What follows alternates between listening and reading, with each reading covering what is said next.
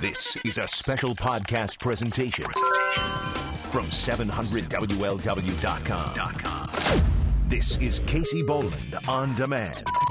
And what have we? Casey, our friend Casey Boland, touching base here. Casey, you look ahead to retirement, which we talk about often enough, but there has to be some way to calculate how much you're going to need in any given year to live on. Otherwise, you don't really have a target. Now, how do you go about figuring that out? Well, there's two methods. One is the bottom-up approach, and this is where you track where every penny is spent.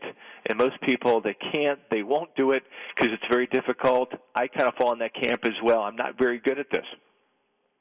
The other hand, what I can do is... Well, you could do the top-down approach. That one's easier. And the top-down approach is take a look at your monthly take-home paychecks. All right. And that's figure out, of this money, how much is being saved. That's it. I mean, it's pure and simple because you don't need to worry about the 401k contributions. Your taxes are being withheld. The Social Security and Medicare you're paying. Your take-home check is net of these amounts. And then the tough question really is, how much of that take-home pay is being saved? Right, and then you can figure out how much you need to live on, but then how do you calculate what the value of that money is going to be, say if you're going to retire in 20 years from now? Well, then that's where it's really nice with technology and planning tools, and you can factor in inflation.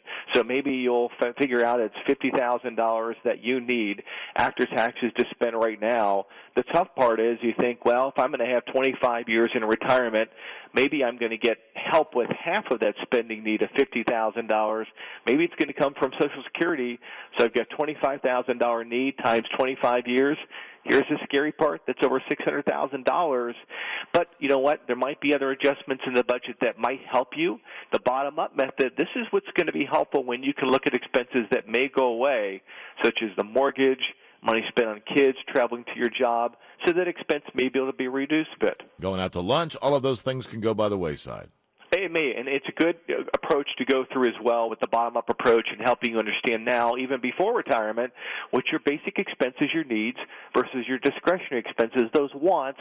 So should you lose your job, you have a very good idea what the basic household expenses you need to get by and build up that emergency reserve.